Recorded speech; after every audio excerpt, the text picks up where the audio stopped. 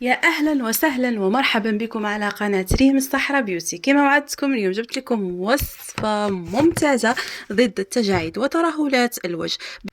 عيتي من الكريمات الباهظه الثمن وما عطاتك حتى نتيجه.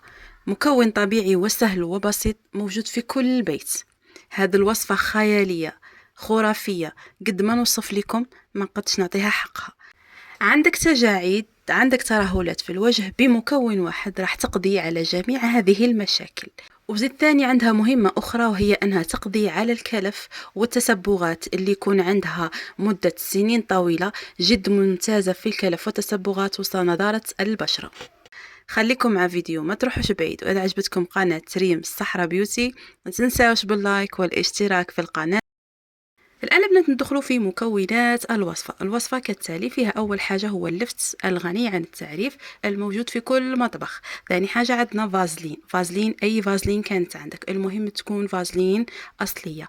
ثالث مكون هي اللحظة كما نقولوها احنا، ولا تقولوا نيدو، ولا حليب مجفف على ما أظن. حليب مجفف تكون حوالي 3 ملاعق صغيرة. إذا اللفت العنصر الأساسي اللي قلته لكم عفوا في بداية الفيديو. أول حاجة نقوم بالسلق نتاع اللفت، يعني نغليه في الماء لمدة نصف ساعة أو 40 دقيقة. غليان جد جد ممتاز حتى تولي معنا رطبة وطرية. باش هكا نقوم بالطحن نتاعها كما بغيتو البنات ديروها في الروبو ولا تطحنوها باليد اللي بغيتو.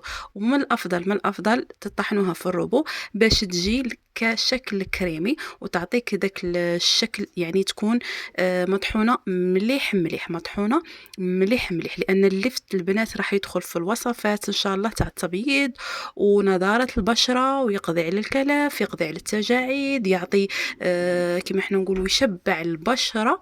المادة اللي فيه تشبع البشرة، لذلك تشد الوجه وتعطيه نضارة. نزيدوا ملعقة صغيرة من فازلين أصلي. البنات علاه نركز على الفازلين الأصلي، لأن الكريمات الأصلية هي راها تلعب مفعول أساسي في الماسكات، وتلعب مفعول أساسي في نضارة البشرة، وتعطي تفتيح، لأن الكريمات الأصلية تفرق عن الكريمات التقليدية. ونضيف الحليب البودر ونمزج المكونات. البنات هذه المرحلة تقدوا ديروا تخلطوها في الخلاط الكهربائي باش هكا تحصلوا على كريم قوام كريمي يكون مليح هكا. وتقوموا بوضعها ليلا، يعني الطريقة اللي نستعملوها نوضعوه ليلا حوالي ساعتين أو ساعة ونصف، ومن بعد نغسل البشرة نتاعي بطريقة دائرية حول العينين، حول الفم، وحول الجبهة، يعني هذه الأماكن اللي تمركز فيها التجاعيد المبكرة أو التجاعيد العادية. هذا الوصفة جد ممتازة، تغنيك عن البوتوكس، تغنيك عن الفيلر. يعني بنات يعني ما يقدروش يديروا الفيلر والبوتوكس لانها اثمانها غاليه جدا. ومن الافضل هذه الامور الطبيعيه هي مهمه جدا على البشره.